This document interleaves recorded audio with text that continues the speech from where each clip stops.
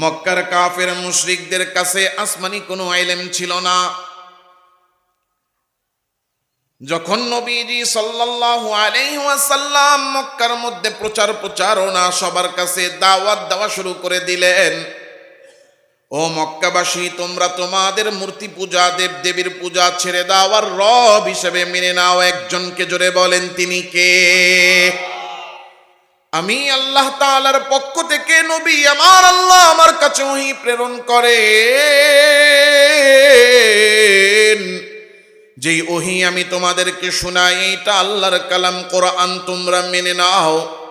কাফের মুশরিকরা যদিও বুঝতো যে মুহাম্মদ সত্যবাদী, কিন্তু যাচাই করার মতো তো তাদের কাছে কোনো ইলম ছিল না। তারা বৈশ্য সব পরামর্শ শুরু করে দিল, কি করা যায়, কেমনে মুহাম্মদ সত্য না মিথ্যাবাদী পরীক্ষা করা যায়। তখন তাদের মধ্যে এই পরামর্শ হলো, মুহাম্মদ তো বলে তার কাছে আসমানের ইলম আসে, তাহলে মুহাম্মদের ইলমটা আসমানি ইলম কিনা এটা পরীক্ষা করতে পারবে তারা আসমানি ইলম সম্পর্কে জানে যারা। আর আসমানি ইলম তখন ছিল শুধুমাত্র পৃথিবীর মধ্যে ইহুদিদের কাছে, আর ইহুদিরা বসবাস করত তখন মদিনার মধ্যে। কাফের মুশরিকরা চিন্তা করলো, তাইলে দুইজনকে দায়িত্ব দিয়া মদিনায় ইহুদিদের নিকট পাঠিয়ে দাও। দুইজনকে তাড়াতাড়ি দায়িত্ব দিয়া মদিনার মধ্যে ইহুদিদের কাছে পাঠিয়ে দেওয়া হলো। দুইজন সর্দার মদিনায় যাইয়া মদিনার সবচেয়ে বড় বড় ইহুদি আলেমদেরকে খুঁজে বের করলো। খুঁজে বের করে তাদের কাছে যাইয়া বলা শুরু করলো, ও ইহুদি পণ্ডিতেরা, আমাদের মক্কার মধ্যে একজন যুবক 40 বছর পর্যন্ত আমাদের মধ্যে ছিল। 40 বছর পর এখন সে নিজেকে নবী দাবি করতেছে। আমরা তো যাচাই বাছাই করতে পারি না মুহাম্মদ সত্য নবী না মিথ্যা নবী। তোমাদের কাছে তো আসমানি ইলম আছে, তোমরা একটু আমাদেরকে বলো তো কেমনে আমরা পরীক্ষা করব মুহাম্মদ সত্যবাদী না মিথ্যাবাদী। ইহুদির পণ্ডিতেরা সবাই তাদের কাছে নানা রকম প্রশ্ন করা শুরু করলো। বলো তো মুহাম্মদ দেখতে কেমন, অবয়ব কেমন, বিস্তারিত বর্ণনা দাও। মুহাম্মদের বংশ কেমন, বাবা কেমন, মা কেমন, বিস্তারিত বর্ণনা দাও। 40 বছর যাবৎ জন্মের পর থেকে নিয়ে মুহাম্মদ মক্কায় আছে, মুহাম্মদের আচরণ কেমন আমাদেরকে জানাও। এই কাফের মুশরিকরা যখন নবীজির ব্যাপারে সব বিস্তারিত বর্ণনা দিল, কাফের মুশরিকরা ইহুদিরা এবার কাফের মুশরিকদেরকে বলে, তোমাদেরকে আমরা 3টা প্রশ্ন শিখাইয়া দিব। ইহুদি পণ্ডিতেরা কাফেরদের যেই প্রতিনিধি দল তাদেরকে বলল, 3টা প্রশ্ন শিখাইয়া দিব। এই 3টা প্রশ্ন তোমরা গিয়া মুহাম্মদের সামনে পেশ করবা, আর মুহাম্মদের কাছে এই 3টা প্রশ্নের উত্তর তোমরা চাইবা। মুহাম্মদ যদি 3টা প্রশ্নের উত্তর দিতে পারে তাইলে বুঝে নিবা মুহাম্মদ সত্যবাদী, আর এই 3 প্রশ্নের উত্তর যদি মুহাম্মদ দিতে না পারে তাইলে বুঝে নিবা মুহাম্মদ মিথ্যাবাদী। কারণ এই 3টা প্রশ্নের উত্তর ছাড়া এই 3টা প্রশ্নের উত্তর নবী ছাড়া আর কারো পক্ষে দেওয়া সম্ভব না। আর কেউ যদি আসমানি ইলম না জানে তার পক্ষেও দেওয়া সম্ভব না। মুহাম্মদ যদি সত্য নবী না হয় কোনোভাবেই এই 3টা প্রশ্নের উত্তর দিতে পারবে না। কারণ নিজে পয়রা যেই উত্তর দিবে সেই নিজে পড়ার মতো অবস্থাও তো মুহাম্মদের নাই। কারণ এই দুনিয়ায় যা লেখা আছে, যা লেখা হয়, যা বই আছে, ওই শব্দগুলো মুহাম্মদ লিখতেও পারে না, পড়তেও পারে না। কারণ এই দুনিয়াতে মুহাম্মদের কোনো উস্তাদ নাই। আমার আল্লাহ নবীজিকে এটা একটা মর্যাদা আর মুজিজা দিয়েছেন। দুনিয়ার কোনো শব্দ নবী লিখতে পারতেন না, দুনিয়ার কোনো শব্দ আমার নবী পড়তেও পারতেন না। কারণ আমার নবীর দুনিয়াবি কোনো শিক্ষক নাই, দুনিয়ার কোনো মানুষের কাছে আমার নবী পড়ালেখা করেন নাই। আমার নবী শিক্ষা গ্রহণ করেছেন সরাসরি নবীকে শিখাইছেন। জোরে ডাক দিয়া বলেন কে? আল্লামানি রব্বি ফাহসানা তালিমি। আমার নবী ডাক দিয়ে বলেন, আমার দুনিয়ার কোনো উস্তাদ নাই, আমারে শিখাইছেন সরাসরি আমার মালিক যিনি, আমার উস্তাদও তিনি, আমার রব তিনি। জোরে বলেন কে?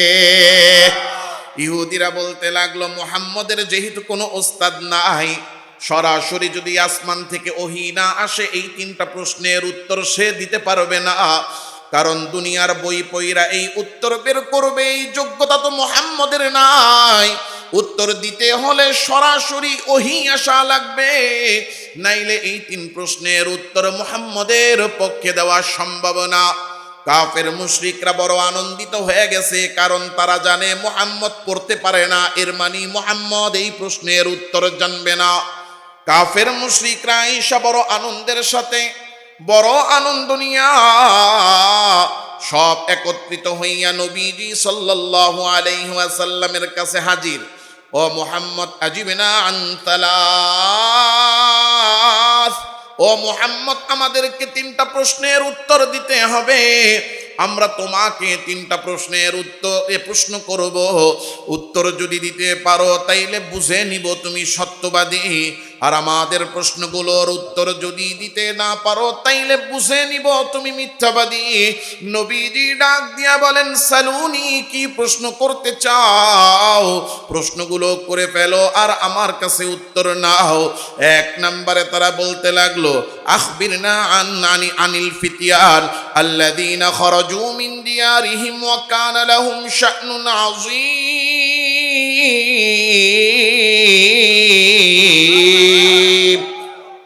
মক্কার মুশরিকরা বলতে লাগলো, মুহাম্মদ, কয়েকজন যুবক আছে, যেই যুবকরা নিজেদের ঘর থেকে বের হয়ে গিয়েছিল।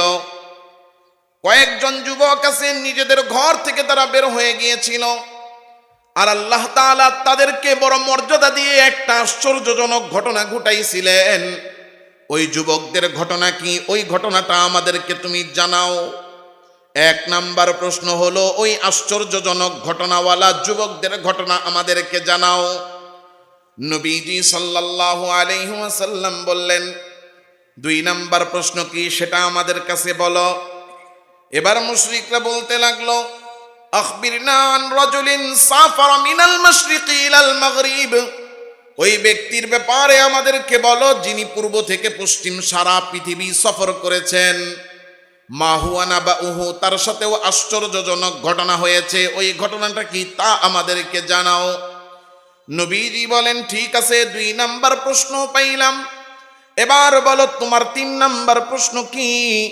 এবার মুশরিকরা বলতে লাগলো, আখবিরনা মা হুয়ার রূহ, 3 নাম্বার প্রশ্ন হলো আমাদেরকে জানাও রূহ জিনিসটা কি।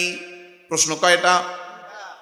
1 নাম্বার যুবকদের ব্যাপারে বলো কি ঘটনা, 2 নাম্বার পশ্চিম থেকে পূর্ব সারা পৃথিবী সফর করছে ওই ব্যক্তির কি ঘটনা, 3 নাম্বার রূহ কি। 3 নাম্বার কি? রূহ কি। নবীজি সাল্লাল্লাহু আলাইহি ওয়াসাল্লাম বলেন, উজিবুকুম গাদা, তোমাদের প্রশ্নের উত্তর দিব আগামীকালকে। আগামীকালকে তোমাদের প্রশ্নের উত্তর। এই নবীজি যে কথাটা বলছেন, এই কথার মধ্যে একটা শব্দ শুধু বাদ পড়ে গেছে, একটা শব্দ বাদ পড়ে গেছে। সেটা কি বলেন? ইনশাআল্লাহ। এই শব্দটা আল্লাহর রাসূলের মুখ থেকে বের হয় নাই। আল্লাহ তাআলা রব্বুল আলামিন এই একটা শব্দের কারণে ওহী পাঠানো বন্ধ করে দিয়েছেন। নবীজি বলছেন আগামীকালকে জবাব দিব। নবী বলছেন কবে জবাব দিব? আগামীকালকে জবাব দিব। নবী কি নিজের থেকে জবাব দিবেন না ওহীর মাধ্যমে? এরপরে ওহী আসবে পরে জবাব দিবেন। নিজের থেকে দিবেন না ওহী আসলে? এখন নবীজি সাল্লাল্লাহু আলাইহি ওয়াসাল্লামের উপর ওহী আসা বন্ধ হয়ে গেছে। এই যে আল্লাহ ওহী বন্ধ করলেন, নবীজি সাল্লাল্লাহু আলাইহি ওয়াসাল্লাম ভুল করেছেন, এই জন্য ওহী বন্ধ করছেন। কথা কয় না? হ্যাঁ না না? সন্দেহ আছে? নবীজির ভুল হইতে পারে? নবীজি ভুল করছেন? হ্যাঁ, নবীজি অপরাধী? নাউযুবিল্লাহ, জোরে বলেন নাউযুবিল্লাহ। এই আকীদা, এই বিশ্বাস যদি কেউ রাখে তাহলে তো তার ঈমানের সমস্যা, যে নবী ভুল করছেন। কথা কন না কেন? আমাদের আকীদা বিশ্বাস কি? আল্লাহর নবী দো জাহানের সরদার, গুনাহগার না নিষ্পাপ? হ্যাঁ, ইসমতে আম্বিয়া শুধু আমাদের নবী না, আল্লাহ যত পয়গম্বরকে দুনিয়াতে পাঠাইছেন সমস্ত নবী নিষ্পাপ। কিন্তু আমরা আমাদের সমাজে দেখি কিছু মানুষ আলোচনার বিষয়বস্তু পায় না, বিষয়বস্তু পায় এটা যে বয়ানে বসছে, কোথাও বসছে, বৈশা খালি নবীরা কি দোষ করছে এই দোষ তালাশ করে আর এই দোষ বর্ণনা করে। আছে না নাই? নবীদের দোষ বর্ণনা করে, সাহাবীদের দোষ বর্ণনা করে, সাহাবীদেরকে নিয়ে সমালোচনা করে, কোন সাহাবী কি ভুল করছে এটা বের কইরা চুলচেরা বিশ্লেষণ করে। কত বড় কপাল পোড়া, কোনো কিছুতে আলোচনা করার মতো পায় না, গবেষণা করার মতো পায় না। গবেষণা করে নবী আর সাহাবীরা কি ভুল করছে এটা নিয়ে। এটা ইমানের দুর্বলতা ছাড়া আর কিছু না, এটা শয়তানের একেবারে কাট্টা একটা ধোঁকা। এজন্য আকীদার বিশ্বাস রাখতে হবে সমস্ত নবী আলাইহিমুস সালাম মাসুম, তাদের কোনো গুনাহ নাই, তাদের কোনো ভুল নাই। কথা বলেন ঠিক না বেঠিক? নবীজি সাল্লাল্লাহু আলাইহি ওয়াসাল্লাম একটা শব্দ বলেন নাই। আল্লাহ তাআলা এই শব্দটা গুরুত্ব, এই শব্দটার ফজিলত বোঝানোর জন্য ওহী বন্ধ করে দিয়েছেন। এই শব্দটার যে পাওয়ার কত এটা বোঝানোর জন্য, এই পাওয়ারটা যেন বান্দার অন্তরে বিশ্বাস ঢুকে যায় যে আসলে এই শব্দের পাওয়ার আছে, এই বিশ্বাসটা ঢুকানোর জন্য, গুরুত্বটা বোঝানোর জন্য আল্লাহ ওহী বন্ধ করছেন। কারণ কি? ওয়াজের শেষে গিয়ে এটার কারণটা বের হবে। একদিন হয়ে গেছে, পরের দিন কাফের মুশরিকরা দৌড়ে আসছে, মুহাম্মদ আজকে তোমার জবাব দেওয়ার কথা। নবীজি সাল্লাল্লাহু আলাইহি ওয়াসাল্লাম বলেন, মা আওহাল্লাহ লাম্মা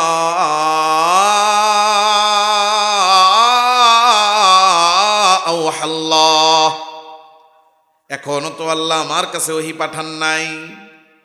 বলে ঠিক আছে, আগামীকালকে আসবো, এর মধ্যেই তোমার রবরে বলো ওহী পাঠানোর জন্য।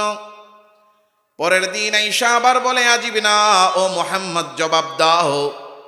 বলে লাম্মা আওহাল্লাহ, এখনো আমার আল্লাহ আমার কাছে ওহী পাঠান নাই। 2 দিন হয়ে গেছে, কবে পাঠাবে? আগামীকালকে আসবো। ঠিক আছে, যাওয়ার একদিন সময় দিলাম। আবার আসছে পরের দিন, বলে ও মুহাম্মদ আজিব না, জবাব দাও। বলে লাম্মা আওহাল্লাহ, এখনো আল্লাহ ওহী পাঠান নাই। এবার শুরু হয়ে গেছে তিরস্কার। 2 দিন, 3 দিন, 5 দিন, একটা একটা করে দিন যায়, আর কাফের মুশরিকরা আইসা বলে মুহাম্মদ তোমার আগামীকাল কবে হবে? তোমার যে আগামীকাল জবাব দেওয়ার কথা ছিল ওই আগামীকাল কবে হবে? 1 দিন 2 দিন করে 15 দিন পর্যন্ত কোনো ওহী আসে না। 15 দিন পরে আমার আল্লাহ তাআলা রব্বুল আলামিন মুশরিকদের এই প্রশ্নগুলোর জবাব হিসেবে কোরআনে কারীমের 18 নম্বর সূরা 15 নম্বর পারায় নাজিল করে দিলেন আমার আল্লাহ সূরাতুল কাহাফ। আল্লাহ নাজিল করে 3 প্রশ্নের উত্তর দিলেন, আর মাঝখানে একটা শিক্ষাও আল্লাহ দিয়া দিলেন সারা পৃথিবীর মানুষের জন্য। ওয়ালা তাকুলান্না লিশাইইন ইন্নী ফাইলুন যালিকা গাদা ইল্লা আইয়াশা আল্লাহ।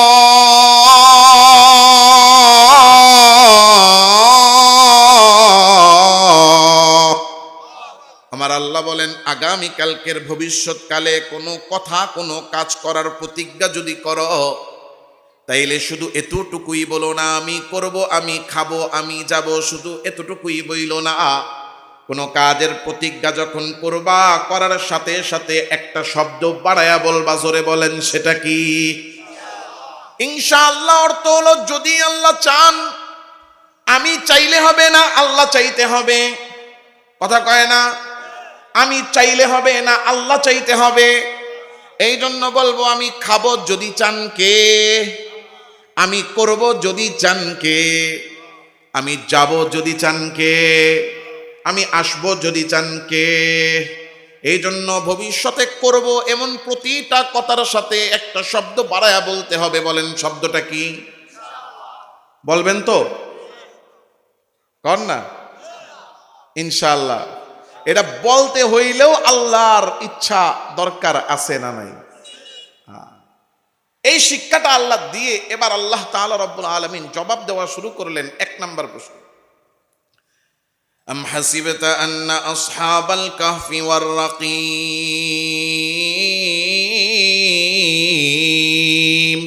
কানু মিন আয়াতিনা আজাবা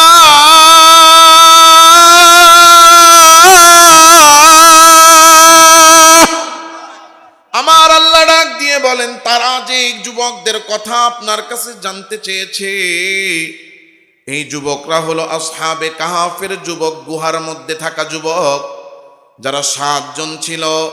এই 7 যুবকের ঘটনা হলো, তারা প্রত্যেকেই ওয়ারাবাতুনা আলা কুলুবিহিম, আমি আল্লাহ তাদের অন্তরগুলোরে একত্রিত করে দিয়েছিলাম ইমানের উপরে। প্রত্যেকটা যুবক ইমান এনে কালেমা পড়ে ইমানদার হয়ে গিয়েছিল। কিন্তু যেই শহরে তারা বসবাস করত, যেই দেশে তারা বসবাস করত, ওই দেশের যেই বাদশা ছিল, সে ছিল মূর্তি পূজারী। শুধু মূর্তি পূজারী ছিল না, ছিল সাথে জালেম। নিজে তো মূর্তি পূজা করত, নিজে তো আল্লাহর সাথে শিরিক করত, অন্য মানুষকেও শিরিক সে করতে বাধ্য করত। তার জনগণের মধ্যে প্রত্যেকটা জনগণকে সে বাধ্য করত শিরিক করার জন্য। এই বাদশার কানে যখন কিনা আওয়াজ চলে গেল এই 7 যুবক তারা ঈমান এনেছে, শিরিক ছেড়ে দিয়েছে, বাদশা তাদেরকে গ্রেফতার করার জন্য লোক পাঠাইলো, পুলিশ পাঠাইলো। 7 যুবকের কানে যখন আওয়াজ আসলো, বাদশা আমাদের ঈমানের ব্যাপারে খবর পেয়ে গেছেন, আমাদেরকে ধরে নিয়ে যাবে, তখন বৈশা বৈশা পরামর্শ করতেছে কি করা যায়। তখন তারা সিদ্ধান্ত নিল, যদি আমরা বাদশার কাছে ধরা খাই, তাইলে হয়তোবা আমাদেরকে গ্রেফতার করে নিয়ে এমন জুলুম আর নির্যাতন করতে পারে, হয়তোবা নির্যাতন সহ্য না করতে পেরে আমরা ঈমানও ছাড়তে পারি। কিন্তু যাই হোক না কেন, ঈমান ছাড়া যাবে না। ঈমান বাঁচানোর জন্য যা করা লাগে আমরা তাই করব, লাগলে দেশ ছাড়বো, পরিবার ছাড়বো, সম্পদ ছাড়বো। ঈমানের জন্য তারা সিদ্ধান্ত নিয়ে নিল পরিবার পরিজন, বাড়ি গাড়ি, সম্পদ সব ছাড়ার, এমনকি নিজের মাতৃভূমি ছাড়ার। 7 যুবক ঈমান বাঁচানোর জন্য, বাদশার জুলুম আর নির্যাতন থেকে বাঁচার জন্য, এই বাদশার হাত থেকে বেঁচে ঈমান টিকানোর জন্য নিজেদের বাড়ি ঘর থেকে তারা বের হয়ে গেল। নিজেদের দেশ থেকে যখন কিনা নিরুদ্দেশ হওয়ার জন্য রওনা হলো, এই বাদশা জালেম তার সেনাবাহিনী খবর পাইয়া তাদেরকে পিছন থেকে ধাওয়া করলো। রাস্তার একটা মাথায় যাইয়া তারা চিন্তা করলো একটা জায়গায় একটু লুকায়া যায়। লুকানোর জন্য তারা একটা গুহার মধ্যে প্রবেশ করে সেখানে ঘুমাইয়া গেল। আমার আল্লাহ তাআলা রব্বুল আলামিন ফাদরাবনা আলা আদানিম ফিল কাফি সিনিনা আদাদা,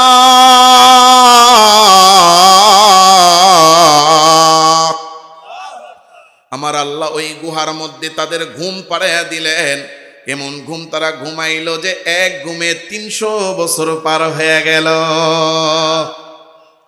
আল্লাহ বলেন, যে যুবকদের আশ্চর্যজনক ঘটনা তারা শুনতে চেয়েছিল, ওই যুবকরা হলো আসহাবে কাহাফের যুবক। এরা ঈমান বাঁচানোর জন্য দেশ থেকে পালায়া গুহায় লুকাইছিল, আর আমি আল্লাহ ঘুম পাড়াইয়া 300 বছর এক ঘুম পার করাইয়া দিছি। এই যুবকদের আশ্চর্যজনক ঘটনা তারা শুনতে চেয়েছে, জবাব হিসেবে এই 1 নাম্বার প্রশ্নের উত্তর দিয়া দাও। এবার আমার আল্লাহ বলেন, 2 নাম্বারে তারা জানতে চেয়েছেন এক ব্যক্তির ব্যাপারে, যে ব্যক্তি পূর্ব থেকে পশ্চিম সারা পৃথিবী সফর করেছে। আল্লাহ এই জবাবও দিচ্ছেন, ওয়াসআলুনাকা আন যিল কারনাইন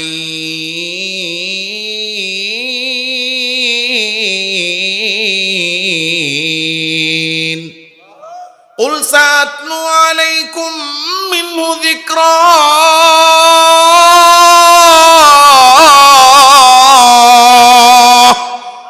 আমার আল্লাহ ডাক দিয়ে বলেন, তারা 2 নম্বরে আপনার কাছে প্রশ্ন করেছে যুলকারনাইনের ব্যাপারে। যে ব্যক্তি পূর্ব থেকে পশ্চিম সফর করেছে, ওই ব্যক্তির নাম যুলকারনাইন। আমার আল্লাহ বলেন, তারা আপনার কাছে যুলকারনাইনের ব্যাপারে জানতে চেয়েছে। সাআতলু আলাইকুম মিনহু যিকরা, আসেন আমি আপনাকে যুলকারনাইনের ব্যাপারে একটু জানায়া দেই। ইন্না মাক্কান্না লাহু ফিল আরদি ওয়া আতাইনাহু মিন কুল্লি শাইইন সাবাবা। এই যুলকারনাইন রে আমি আল্লাহ বাদশা বানাইছিলাম। কেমন বাদশা আল্লাহ বানাইছেন? সাধারণত আমি আর আপনি ক্ষমতাওয়ালা হই, আমার আপনার ক্ষমতা একটা ওয়ার্ডের মেম্বার, কথা কয় না, কেউ একটা ইউনিয়নের চেয়ারম্যান, একটা আসনের এমপি, একটা সেক্টরের মন্ত্রী, সর্বোচ্চ গেলে একটা দেশের প্রধানমন্ত্রী কিংবা একটা দেশের প্রেসিডেন্ট। এতে এক একজনের কি গরম, ওরে সুবহানাল্লাহ, গরমের ঠেলায় আশেপাশে থাকা যায় না। কথা কন না কেন? কি পদ পাইছে? নেতা। কেমন নেতা হইছে? এলাকার মধ্যে রানিং দলের কমিটি করছে, সেই কমিটির মধ্যে 10 জন রাখছে সহসভাপতি 9 নম্বর। কয় নম্বর? 9 নম্বর সহসভাপতি হইয়া এলাকার ভিতরে ঢুকে এমন মাইক ফাড়ায় মনে হয় যেন দেশের প্রেসিডেন্ট হইছে। মানুষের জায়গায় কেউ এলাকার এত গরম কে বোম ফাটাইতেছে, ডেকসেট বাজাইতেছে। ঘটনা কি? কয় আমগো সলিম উদ্দিত বড় নেতা হয়ে গেছে। কত বড় নেতা?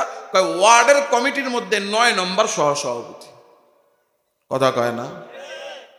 আর এমন ভাব নিয়ে হাঁটে, ওরে সুবহানাল্লাহ, মনে হয় যেন শরীর দিয়ে আগুন বেরোইতেছে, আশেপাশে কেউ দাঁড়াইতে পারে না। এর দুরা ক্ষমতা পায়া কত পাওয়ার আমাদের। কথা কন? আল্লাহ বলতেছেন আমার যুলকারনাইনকে আমি বাদশাহী দিয়েছি। কিসের? ইন্না মাক্কান্না লাহু ফিল আরদ। শুধু একটা ওয়ার্ডের মেম্বারই না, একটা ইউনিয়নের চেয়ারম্যানই না, একটা আসনের এমপি না, একটা সেক্টরের মন্ত্রী না, একটা দেশের প্রধানমন্ত্রী না,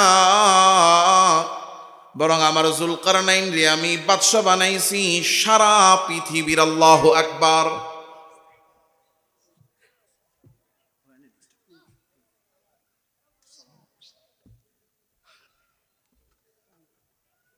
বাদশা বানাইছে কিসের? আপনাদের কাজ আপনাদের করতে হবে। মন দিয়া যদি আপনারা কথা না শুনেন, ডাইনে বেয়ে তাকালে তো আপনারা ফেল করলেন। দুনিয়ায় কত কিছু ঘটবে, ওইদিকে মন দিলে তার হইল না। বাদশা বানাইছেন কিসের? সারা পৃথিবীর। সারা পৃথিবীর। পৃথিবীর ইতিহাসে আল্লাহ সারা পৃথিবীর বাদশাহী দিয়েছেন 4 জনকে। কয়জনকে? সারা পৃথিবীর বাদশাহী দিয়েছেন 4 জনকে। এর মধ্যে 2টা ছিল অমুসলিম, 2 জন মুসলিম। এখন আল্লাহ অমুসলিম গুলারে কেন ক্ষমতা দিলেন, সারা পৃথিবীর বাদশাহী দিলেন? আল্লাহ অমুসলিম 2টারে সারা পৃথিবীর বাদশাহী দিয়া পৃথিবীর মানুষকে শিখাইছেন, দেখ দুনিয়ার ক্ষমতা পাইলেই সফলতা নয়, সফলতা ইমানের মধ্যে, ইসলামের মধ্যে, হুকুম মানার মধ্যে। কার? কারণ দুনিয়ার ক্ষমতা পাইলেই যদি সফলতা হয়, তাহলে সারা পৃথিবীর বাচ্চা হওয়ার পরও নমরুদ কপাল পোড়া একটা ল্যাংড়া মশার কারণে জুতার বাড়ি খায়া খায়া কবরে গেছে। তাহলে সফলতা, সুখ, শান্তি ক্ষমতার মধ্যে? কথা কয় না? না আল্লাহর হুকুমের মধ্যে? তো আল্লাহ 4 জনকে সারা পৃথিবীর বাদশাহী দিয়েছেন। এর মধ্যে মুসলিম 2 জন, যার মধ্যে একজন হলো বাদশাহ যুলকারনাইন। এবার আল্লাহ পরিচয় দিয়ে বলতেছেন যে তার ঘটনাটা এবার শোনো। হাত্তা ইদা বালাগা মাগরিবাশ শামসি, সর্বপ্রথম সে পশ্চিম দিকে চলে গেল। পশ্চিমে নানা রকম ঘটনা ঘটার পরে সেখান থেকে সফর করে চলে গেল পূর্ব দিকে। হাত্তা ইদা বালাগা মাতলিআশ শামসি, পূর্ব দিকে যাওয়ার পরে সেখান থেকে সে পৌঁছে গেল 2টা পাহাড়ের পাদদেশে। হাত্তা ইদা বালাগা বাইনাস সাদদাইনি ওয়াজাদা মিন দুনিহিমা কওমা লা ইয়াকাদুনা ইয়াফকাহুনা কওলা। এমন 2টা পাহাড়ের নিচে তারা গেল, যেই পাহাড়ের নিচে যাইয়া তারা দেখলো পাহাড়ের এই পাশে তো মানুষের বসবাস, কিন্তু পাহাড়ের পিছন দিকে অন্য একটা প্রজাতি বসবাস করে। এই সাধারণ মানুষগুলো আইসা যুলকারনাইনের কাছে বলা শুরু করলো, ইয়া যুলকারনাইন ইন্না ইয়াজুজ ওয়া মাজুজ মুফসিদুনা ফিল আরদ ফাহাল নাজালু লাকা খরাজান আলা আন তাজআলা বাইনানা ওয়া বাইনাহুম সাদ্দা। ও বাদশা যুলকারনাইন, এই পাহাড়ের এই পাশে তো আমরা মানুষরা বসবাস করি, কিন্তু এই 2টা পাহাড়ের পিছনে একটা অন্য প্রজাতি বসবাস করে, যাদের নাম হলো ইয়াজুজ মাজুজ। এই ইয়াজুজ মাজুজরা 2টা পাহাড়ের মাঝখানের রাস্তা দিয়া প্রায় সময় জনপদে ঢুকে পড়ে। জনপদে ঢুইকা আমাদের জীবনটারে ধ্বংস করে দেয়, আমাদের ক্ষেত খামারের ফসল ধ্বংস করে, আমাদের গবাদি পশুগুলা ধ্বংস করে, আমাদের ঘর বাড়ি ক্ষতি করে, আমাদের জীবনকে বিপর্যস্ত করে ফেলে। ও বাদশা যুলকারনাইন, টাকা লাগলে টাকা দিব, যা চাইবেন সামর্থ্য অনুযায়ী তা দিব। আপনার কাছে একটাই চাওয়া, আপনি যদি পারেন এই দুইটা পাহাড়ের মাঝখানে একটা দেয়াল দিয়া এই মাঝখানের রাস্তাটা আপনি বন্ধ করে দেন। বাদশা যুলকারনাইন বলে, আমার কাছে টাকা আছে, পয়সা আছে, আমার আল্লাহ যা দিয়েছেন তাতেই আমার চলবে, তোমাদের কাছ থেকে কোনো কিছুর দরকার নাই, তোমরা শুধু পরিশ্রম করে আমাকে সাহায্য করো। আতুনি জুবারুল হাদিদ হাত্তা ইযা সাওয়া বাইনাস সাদাফাইনি ক্বালা ইনফুখু হাত্তা ইযা জালাহু নারা। তিনি বলতে লাগলেন, লোহার পাত আনো, লোহার পাত আইনা দুইটা পাহাড়ের মাঝখানের এই ফাঁকা জায়গাটা লোহার পাত দিয়া পুরা করো। লোহার পাত আইনা দুইটা পাহাড়ের মাঝখানে রাখতে রাখতে রাখতে রাখতে জমা করতে করতে পুরো এই ফাঁকা জায়গাটা পূরণ হইয়া পাহাড়ের চূড়াটা যখন বন্ধ হয়ে গেল, এবার বললেন আগুন জ্বালায়া দাও। আগুন জ্বালায়া দেওয়া হলো, উপর থেকে লাভা ছেড়ে দেওয়া হলো। এই দুইটা পাহাড়ের মাঝখানে বাদশা যুলকারনাইন একটা দেয়াল বানায়া দিলেন। ইয়াজুজ মাজুজ আর আসতে পারে না। প্রতিদিন সকালবেলা ইয়াজুজ মাজুজরা ওই দিক থেকে আসে, আইসা দেয়ালটারে ভাঙ্গা পৃথিবীর মধ্যে ঢুকার চেষ্টা করে। সকাল থেকে সন্ধ্যা পর্যন্ত ভাঙতে থাকে, ভাঙতে ভাঙতে ভাঙতে ভাঙতে অর্ধেকের বেশি ভেঙে ফেলে। অল্প একটু যখন বাকি, তখন তাকায় দেখে সূর্যটা ডুবে গেছে। একজনে ডাক দিয়া বলে, আজকের মতো কাজ বন্ধ করো, বাকি যা আছে আগামীকালকে ভাঙ্গা, এরপরে আমরা আগামীকালকে পৃথিবীর মধ্যে ঢুকে যাব। এইভাবে বলে সন্ধ্যাবেলা ফেরত চলে যায়। সকালবেলা পরের দিন যখন বাকিটা ভেঙে ভিতরে আসার জন্য আসে, আইসা দেখে আয়রে হায়, রেখে গেছি যেমন এখন তো নাই তেমন, একেবারে নতুনের মতন হয়ে গেছে। অর্থাৎ এই দেয়ালটা আগে যেমন আনাম ছিল, পুরো রাস্তাটা বন্ধ ছিল, যা ভাঙছে ওইটা আবার জোড়া লাইগা আগের মতন পুরা হয়ে গেছে। কিয়ামত পর্যন্ত চলতে থাকবে। প্রতিদিন সকালে আইসা ভাঙ্গা শুরু করবে, সন্ধ্যা পর্যন্ত চলবে। অল্প একটু বাকি রাইখা যাবে, আবার পরের দিন দেখবে রেখে গেছি যেমন, নাই তো তেমন হয়ে গেছে আগের মতন। এইভাবে কিয়ামত পর্যন্ত চলবে। হঠাৎ একদিন আমার আল্লাহর ইচ্ছায় কেউ একজন ঘোষণা দিবে, আজকের মতো কাজ বন্ধ করো, বাকিটা আমরা আগামীকাল এসে ভাঙব। কি কি আবার বলেন, কি আগামীকালকে ভাঙবো। যেই দিন বলবে ইনশাআল্লাহ, রাতের বেলা চলে যাবে, ঘুম দিয়া সকালে উইঠা আসবে, আইসা দেখবে রেখে গেছি যেমন এখন আছে তেমন। কিসের শক্তি? এই যে ইনশাআল্লাহর শক্তি আছে, যে ইনশাআল্লাহ না বললে কাজ হয় না, ইনশাআল্লাহ বললে কাজ হয়ে যায়। এই প্রমাণ দেওয়ার জন্যই আমার আল্লাহ হিকমত স্বরূপ এই ওহীটারে বন্ধ রেখে দিয়েছেন, যাতে মানুষের বুঝতে আর ঈমান আনতে সহজ হয় যে আল্লাহর নবীর মুখ থেকে ইনশাআল্লাহ শব্দ বের না হওয়ার কারণে ওহী যেহেতু 15 দিন বন্ধ ছিল, তাইলে 1000 বছর ইয়াজুজ মাজুজ ইনশাআল্লাহ না বলার কারণে আল্লাহ ওই দেয়ালকে অক্ষত রাখবেন। আর ইনশাআল্লাহ বলার কারণে যে আবার দেয়ালটা তেমন পাবেন, বিশ্বাস করতে যেন কারো সহজ না হয়, প্রমাণ দিয়া দিলেন কে? দুইটা প্রশ্নের উত্তর হয়ে গেছে, যুলকারনাইনের পরিচয় দিয়া দিছেন। এবার 3 নাম্বার প্রশ্ন, মা ওয়ায়াসআলুনাকা আনির রূহ। আমার আল্লাহ বলেন, ওরা জিজ্ঞাসা করে রূহ কি জিনিস। হায় রে হায়, হাত দেখা যায়, পা দেখা যায়, কান কোনটা তার অস্তিত্ব জানা যায়, মাথা থেকে পা পর্যন্ত সব কিছু দেখা যায়, বোঝা যায়, চিনা যায়, জানা যায়, কিন্তু রূহ কি জিনিস তার অস্তিত্ব কেউ টের পায় না। এই রূহটা দেখা যায় না, এরপরও যতক্ষণ আছে 3.5 হাত বডি রে মানুষ বাবা ডাকে, ভাই ডাকে, কিন্তু রূহটা যখন বের হয়ে যায় 3.5 হাত বডি নেতুর হয়ে পইরা রয়, তখন আর কেউ ভাই ডাকে না, বন্ধু ডাকে না, বাবা ডাকে না, সবাই এই 3.5 হাতের বডিটারে ডাকে হইল লাশ। আমার আল্লাহ বলেন এই রূহ সম্পর্কে ওরা জানতে যায়, ওয়ায়াসআলুনাকা আনির রূহ, ওরা প্রশ্ন করে রূহ কি জিনিস। ও নবী আপনি বলে দেন, কুলির রূহু মিন আমরি রব্বি, রূহ কোনো জিনিস না, রূহ হলো হুকুম। জোরে বলেন কার? রূহ আল্লাহর হুকুম। আল্লাহ বলছেন হয়ে গেছে, আল্লাহ বলছেন নাই, এর বেশি মানুষকে জানানো হয়। 3 প্রশ্নের উত্তর হয়েছে কি হয় নাই? এই 3টা প্রশ্নের উত্তর যে সঠিকভাবে দিয়েছে, ইহুদিরা জানছে নাকি জানে নাই? জানার পরেও ঈমান আনে নাই।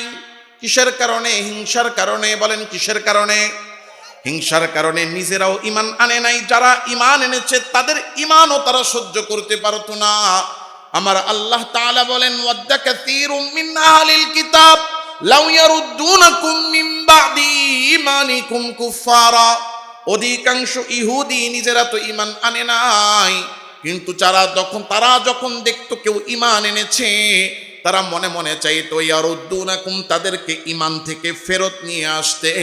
কি কারণে? হাসাদাম মিন ইনদি আনফুসিহিম, মনের ভিতরে থাকা হিংসার কারণে। মিন বাদি মা তাবায়্যানা লাহুমুল হক, তাদের কাছে সত্য স্পষ্ট হয়ে যাওয়ার পরেও তারা জানতো মুহাম্মদ সত্য নবী, কিন্তু নিজেরা তো মানতো না। কেউ মানলে সেটাও তারা পছন্দ করতো না।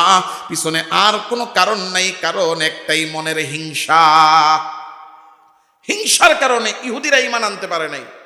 আল্লাহর রাসূল বলেন, কয় মিনিট আছে? আযান কত? 4 মিনিট আছে। শেষ করে দিচ্ছি আমি 4 মিনিটের মধ্যেই। হিংসার কারণে মানুষ, শুধু ইহুদিরে না, মানুষ ঈমান থেকে বঞ্চিত হয়। কারণ আল্লাহর রাসূল বলেন, লা ইয়াজতামিউ আলা কলবিন আল ঈমান ওয়াল হাসাদ। এই যে অন্তরটা, এই অন্তরটা, কলবটা হইল একটা পাত্রের মতো। কলবটা কিসের মতো? এই পাত্রের মধ্যে ঈমান এবং হিংসা একত্রে জমা হয়। কারণ কি? কারণ হলো আমি আর আপনি যে হিংসা করতেছি, আরেকজনের ভালো দেখতে পারি না, একজন উন্নত হচ্ছে সহ্য করতে পারি না। এই যে করতে পারি না, হিংসাটা করি কি নিয়া?